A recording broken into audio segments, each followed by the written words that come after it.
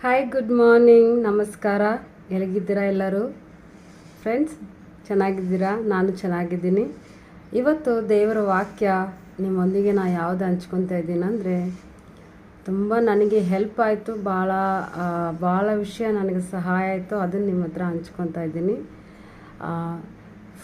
Second ಪೇತ್ರ 2ನೇ ಅಧ್ಯಾಯ 19ನೇ ವಚನದಲ್ಲಿ ದೇವರು ಎಷ್ಟು ಅದ್ಭುತವಾಗಿ ನಮಗೆ ಹೇಳಿದ್ದಾರೆ ಅಂದರೆ, ಈ ವಾಕ್ಯ ದೇವರು ಹೇಳ್ತಾರೆ ಇಲ್ಲಿ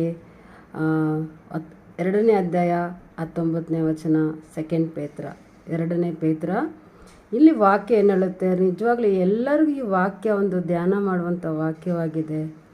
ಪ್ರತಿಯೊಬ್ಬರು ಕೂಡ ಈ ವಾಕ್ಯವನ್ನು ಸರಿಯಾಗಿ ಅರ್ಥ ಮಾಡಿಕೊಂಡ್ರೆ ನಾವು ಎಷ್ಟೋ ವಿಷಯದಿಂದ ದೂರ ಇರ್ತೀವಿ ಫ್ರೆಂಡ್ಸ್. ನಿಜವಾಗ್ಲೂ ನನಗೆ ಇದು ತುಂಬ ಯಾಕೆ ಇದನ್ನು ನಿಮ್ಮ ಹತ್ರ ಹಂಚ್ಕೊತೀನಿ ಅಂದರೆ, ತುಂಬ ಸಹಾಯ ಆಗಿದೆ ನನಗೆ ಈ ವಾಕ್ಯ. ಸಹಾಯ ಅನ್ನೋಕ್ಕಿಂತ ತುಂಬ ತಿಳುವಳಿಕೆ ಕೊಟ್ಟಿದೆ ಈ ವಾಕ್ಯ ನನಗೆ.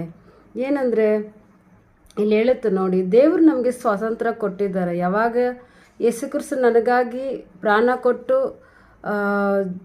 ರಕ್ತ ಸುರಿಸಿ ನನಗಾಗಿ ಜೀವ ಕೊಟ್ಟರು, ಆವಾಗಲೇ ನನಗೆ ಪಾಪದಿಂದ ಸ್ವಾತಂತ್ರ್ಯ ಸಿಕ್ಕೈತೆ. ಹೌದಾ? ನೀವು ನಂಬ್ತೀರಾ? ಆದರೆ ನಾವೇನು ಮಾಡ್ತೀವಂದರೆ, ಕೊಡುತ್ತೀನೆಂದು ಅವರಿಗೆ ವಾಗ್ದಾನ ಮಾಡುತ್ತಾರೆ, ಆದರೆ ತಾವೇ ಕೆಟ್ಟತನದ ದಾಸತ್ವದೊಳಗಿದ್ದಾರೆ.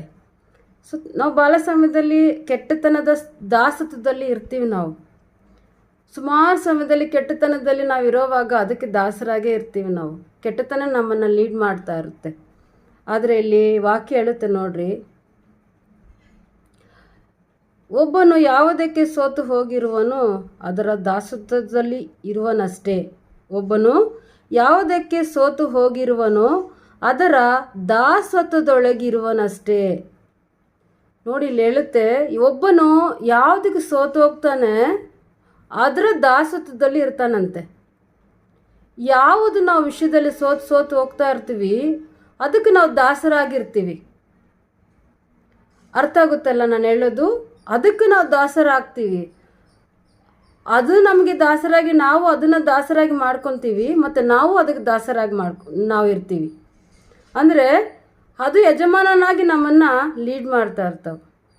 ಯಾಕೆ ಈ ವಿಷಯ ನಾನು ಶೇರ್ ಮಾಡ್ತೀನಿ ಅಂದರೆ, ದೇವರು ಎಷ್ಟು ಅದ್ಭುತವಾಗಿ ಹೇಳಿದ್ದಾರೆ ಅಂದರೆ, ಇಲ್ಲಿ ದೇವರು ಸ್ವತಂತ್ರ ಕೊಟ್ಟಿದ್ದಾರೆ ನಮಗೆ.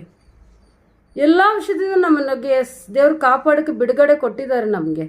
ಆದರೆ ನಾವೇನು ಮಾಡ್ತೀವಿ, ಏನೇನೋ ಒಂದು ವಿಷಯ ನಮ್ಮ ಜೀವನದಲ್ಲಿ ನಮ್ಗೆ ಇಷ್ಟ ಇಲ್ಲದಿರೋದು ನಡೆಯೋವಾಗ, ನಮಗೆ ಯಾರನ್ನ ನಮ್ಮನ್ನು ನೋಯಿಸೋವಾಗ, ಯಾರು ನಾವು ಭಾಳ ಪ್ರೀತಿಸ್ತೀವೋ ಅವರಿಂದ ನಮಗೆ ಪದೇ ಪದೇ ನಮಗೆ ನೋವು ಆಗೋವಾಗ ಸೋತೋಗ್ಬಿಡ್ತೀವಿ.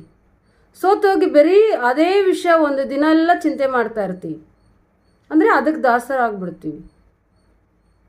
ಸೊ ದೇವ್ರ ವಾಕ್ಯ ತಿಳುವಳಿಕೆ ನಮ್ಗೆ ಕೊಡ್ತದೆ. ಏನಂದರೆ, ನೀವು ಯಾವ್ದಕ್ಕೆ ಸೋತೋಗ್ತೀರಾ ಒಬ್ಬನು ಅದರ ದಾಸತ್ವದಲ್ಲಿ ಇರ್ತಾನೆ. ಅರ್ಥ ಆಯ್ತಲ್ಲ? ಅದಕ್ಕೆ ನಾವು ದಾಸರಾಗ್ತೀವಿ. ನಾವು ಅರ್ಥ ಮಾಡ್ಕೊಬೇಕು. ಪ್ರತಿದಿನ ನನಗೆ ಈ ವಿಷಯ ಒಂದೊಂದು ವಿಷಯದಲ್ಲಿ ನಾನು ಸೋತೋಗ್ತೀನಿ. ನನಗೆ ಯಾಕೆ ಸೋತೋಗ್ತೀನಿ ಅಂದರೆ, ತುಂಬ ಸುಮಾರು ಸಮಯದಲ್ಲಿ ನಾನು ಯಾಕೆ ಒಂದು ವಿಷಯ ನನಗೆ ಭಾಳ ವೀಕ್ನೆಸ್ ಏನಿದೆ ಅಂದರೆ, ನನ್ನನ್ನು ನಾನು ಭಾಳ ಒಳ್ಳೇದಾಗಿ ಬಯಸೋರು ನಮಗೇನೋ ನೋವು ಮಾಡಿಬಿಟ್ರೆ, ಅವ್ರನ್ನ ಇಷ್ಟು ನೋಡಿದೆ ಅಲ್ಲ, ನಾನು ಇಷ್ಟು ಪ್ರೀತಿಸಿದೆ ಅಲ್ಲ, ಯಾಕೆ ಇವ್ರು ಹಿಂಗೆ ಮಾಡಿಬಿಟ್ರು, ನನಗೆ ಇಷ್ಟು ಮಾತಾಡ್ಬಿಟ್ರಲ್ಲ, ನಾನು ಯೋಚನೆ ಮಾಡಿಲ್ಲಲ್ಲ ಇವ್ರ ಬಗ್ಗೆ, ಸೋತೋಗ್ಬಿಡ್ತೀನಿ. ಒಂದಿನೆಲ್ಲ ಅವ್ರ ಬಗ್ಗೆ ಯೋಚನೆ ಮಾಡ್ತೀನಿ, ದುಃಖ ಪಡ್ತೀನಿ. ಆದರೆ ಬೈಬಲ್ ಹಂಗೆ ಹೇಳ್ತಾ ಇಲ್ಲ ನಮಗೆ. ದೇವ್ರ ವಾಕ್ಯ ಹಂಗೆ ಹೇಳ್ತಾ ಇಲ್ಲ. ನಾನು ಮಾಡೋದು ಒಳ್ಳೆತನ, ಅದು ದೇವ್ರ ಮುಂದೆ ದೇವ್ರಿಗಿರುತ್ತೆ. ಅದು ನಾನು ಏನೆಲ್ಲ ಮಾಡ್ತೀನಿ ದೇವ್ರ ಹತ್ರ ಆ ಲೆಕ್ಕ ಇರುತ್ತೆ. ಅದಕ್ಕೆ ದೇವ್ರು ನನಗೆ ಆಶೀರ್ವಾದ ಕೊಡ್ತಾರೆ. ಆದರೆ ನಾನು ಇನ್ನೊಬ್ಬರು ನನಗೇನೋ ಅಂದ್ಬಿಟ್ಟಂತ ನಾನು ಸೋತು ಹೋಗ್ಬಿಟ್ಟು ಒಂದು ದಿನ ಎಲ್ಲ ನಾನು ಸಂತೋಷ ಕಳ್ಕೊತೀನಲ್ಲ, ಇದಕ್ಕೆ ನಾವು ದಾಸರಾಗ್ತೀವಿ ಫ್ರೆಂಡ್ಸ್. ನನಗೆ ಈ ವಾಕ್ಯ ಯಾವಾಗೆಲ್ಲ ನಾನು ನೋವಾಗುತ್ತೆ ಅವಾಗ ಈ ವಾಕ್ಯನ ನಾನು ಬ್ಯಾಟ್ ಮಾಡ್ತೀನಿ, ಓದ್ತೀನಿ. ನಾನು ಇದಕ್ಕೆ ದಾಸರಾಗಬಾರ್ದು. ದೇವ್ರೇ, ನಿನಗೆ ದಾಸರಾಗಿರ್ಬೇಕ ತಪ್ಪ, ಇಂಥ ವಿಷಯಗಳಿಗೆ ನಾನು ದಾಸರಾಗಿ ಸೋತೋಗ್ಬಾರ್ದು. ತುಂಬ ಮುಖ್ಯವಾಗಿ ನಮ್ಮೆಲ್ಲರಿಗೂ ಈ ವಾಕ್ಯ ಸಹಾಯ ಆಗುತ್ತೆ. ಈ ವಾಕ್ಯ ನೀವು ಓದುವಾಗ ನಮಗೆ ಎಷ್ಟು ವಿಷಯಗಳು ತಿಳುವಳಿಕೆ ಬರುತ್ತೆ. ನಿಮಗೂ ಅರ್ಥ ಆಗಿದೆ, ನಿಮಗೂ ಇಷ್ಟ ಆಗುತ್ತೆ ಅಂತ ನಂಬ್ತೀನಿ. ಈ ವಾಕ್ಯ ನಿಮ್ಮ ಹತ್ರ ಹಂಚ್ಕೊಳ್ಳೋಕೆ ಸಹಾಯ ಮಾಡೋ ದೇವರಿಗೆ ಸ್ತೋತ್ರ. ಈ ಒಂದು ಸಮಯದಲ್ಲಿ thank you so much. Amen.